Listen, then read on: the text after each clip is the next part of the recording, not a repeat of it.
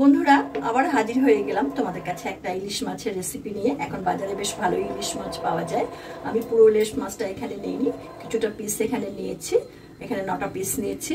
তো এটাকে আমি অতি সহজে কিভাবে বেশ স্বাদ করে করা যায় সেটাই আমি তোমাদের কাছে শেয়ার করছি। আমার তো ভীষণই ভালো লাগে এই রান্নাটা, হালকা পাতলা অথচ খুব সুস্বাদু। তো এর জন্য আমি যে ইলিশ মাছের পিসগুলো নিয়েছি, এই পিসগুলোকে আমি 1 ঘন্টা আগে নুন হলুদ মাখিয়ে রেখে দিয়েছি। বন্ধুরা আমি গ্যাস ওভেন ধরিয়ে ইতিমধ্যে একটা কড়াই এখানে বসিয়ে দিয়েছি। তো এখানে আমি অল্প একটু তেল দিয়ে দিচ্ছি, অল্প একটু সর্ষের তেল। ইলিশ মাছ মানেই সর্ষের তেল, কারণ আমি আগেও বলেছি ইলিশ মাছের সাথে সর্ষের তেলের একটা আলাদা মেলবন্ধন আছে। তো ইলিশ মাছ যেরকমই রান্না করি না কেন সেখানে সর্ষের তেল একদম মাস্ট, তবেই রান্নাটা বেশ ভালো হয়, বেশ ভালো লাগে। ইলিশের গন্ধের সঙ্গে সর্ষের ঝাঁঝের যে গন্ধটা সর্ষের তেলের, সেটার একটা আলাদা স্বাদ। তো এখানে এখন আমি দেখো কিছু আলুকে এরকম, 2টো আলুকে এরকম লম্বা লম্বা করে কেটে নিয়েছি, আর 2টো সরু বেগুনকে এরকম করে কেটে নিয়েছি। তো প্রথমে আমি এই বেগুনগুলোকে একটু হালকা করে ভেজে নিচ্ছি। দিয়ে দিচ্ছি অল্প একটু লবণ, ভাজার মতো করে, সেই রকম ভাবে ভাজার মতো অল্প একটু লবণ দিয়ে দিচ্ছি, আর অল্প একটু হলুদ দিয়ে দিচ্ছি। এবার এটাকে একটু নেড়ে চেড়ে দিচ্ছি, নুন হলুদটা সব জায়গায় নাড়াচাড়াতে নুন হলুদটা সব জায়গায় সুন্দরভাবে মিশে যাবে, মাখানো হয়ে যাবে। দেখো বেগুনটা আমার মোটামুটি হালকা ভাজা হয়ে গেছে। দেখো এবার এটাকে আমি এই আলুগুলোকে এই সাইডে তেলে দিয়ে দিচ্ছি, আর এই যে বেগুনগুলো সেগুলোকে আমি তুলে নিচ্ছি। দেখো কত অল্প তেলে আমার বেগুনও ভাজা হয়ে গেল, আর এই তেলের মধ্যেই আমি এই আলুগুলোকে একটু হালকা করে ভেজে নেব। এতে একটু লবণ দিয়ে দিচ্ছি।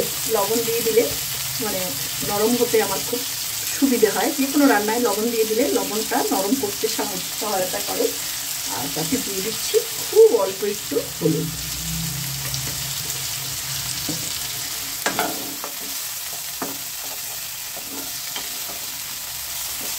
একটু বেশি ভাজবো না,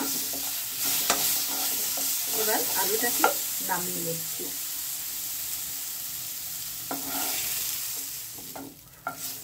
এখানে আমি একটু সর্ষের তেল দিয়ে দিচ্ছি। এখানে 3 টেবিল চামচ সর্ষের তেল দিয়ে দিলাম। ফোড়নে দিয়ে দিচ্ছি 1/2 চা চামচ কালো জিরে।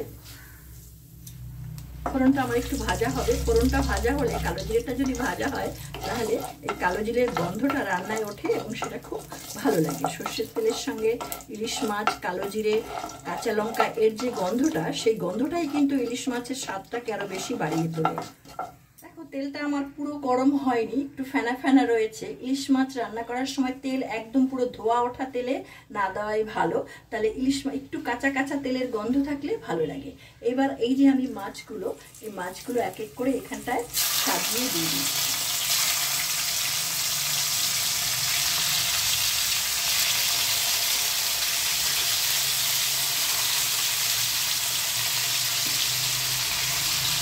মাছগুলোকে এখানে আমি সাজিয়ে দিলাম। মাছগুলোকে পুরো আমি ভাজবো না, সাজিয়ে দিয়ে সঙ্গে সঙ্গে এটাকে একটু এপিট করে উল্টে নিচ্ছি প্রত্যেকটা মাছকে।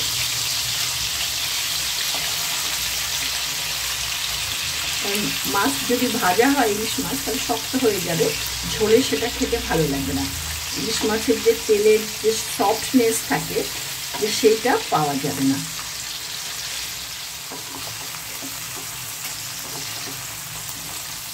দেখো প্রত্যেকটা মাছ আমার উল্টে দেওয়া হয়ে গেছে। ইলিশ মাছটা রান্না করার জন্য আমি এখানে 1 চামচ পোস্ত বাটা নিয়েছি, আর এখানে নিচ্ছি 2 চামচ সর্ষে বাটা।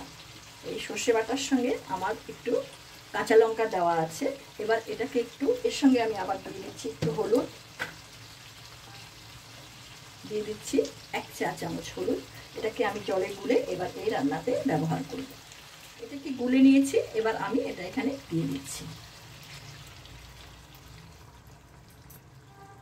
বাটিটা ধুয়ে আমি এখানে এই বাটির 2 বাটি জল দেব, কেননা আমি এটাকে পাতলা ঝোল করব। এখানে 2 বাটি জল দিয়ে দিলাম। তার সাথে দিয়ে দিচ্ছি 4টে চেরা কাঁচা লঙ্কা, আর দিয়ে দিচ্ছি এই আলু বেগুনগুলো।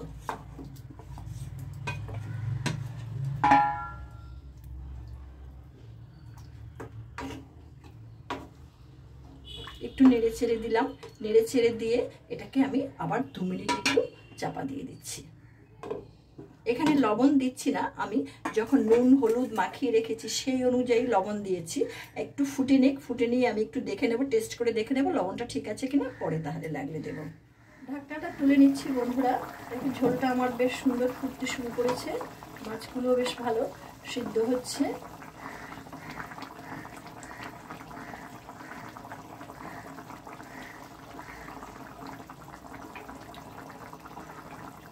আমি এবার একটু দেখি আমার এটা ঝোলটা নুন ঠিক আছে কিনা।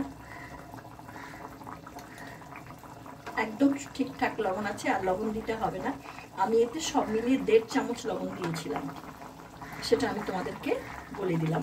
এখন আমি আর এতে চাপা দেব না, এটা এইভাবে 3 থেকে 4 মিনিট মিডিয়াম আঁচে ফুটবে। বন্ধুরা আমার মাছ 4 মিনিট ফোটানো হয়ে গেছে। দেখো বেশ সুন্দর হালকা পাতলা ঝোল হয়েছে এবং খুব টেস্টি হয় এই ঝোলটা। তো তোমরা তো দেখলে আমার এই ঝোলটা, এটা করে তোমরা খেয়ে আমাকে অবশ্যই কমেন্ট বক্সে লিখে জানিও।